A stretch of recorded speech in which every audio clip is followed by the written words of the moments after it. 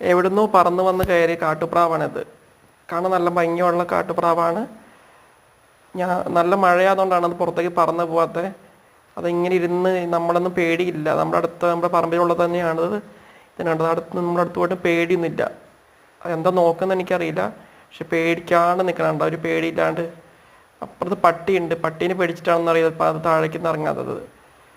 Last ഞാൻ കുറേ നേരം വെയിറ്റ് ചെയ്ത് തൊടാൻ വേണ്ടി പോയപ്പോൾ അത് പറന്നു പോയി. അപ്പോൾ എല്ലാവരും വീഡിയോ ഇഷ്ടമായെങ്കിൽ ഒന്ന് സബ്സ്ക്രൈബ് ചെയ്തേക്കുന്ന കൂട്ടുകാരെ.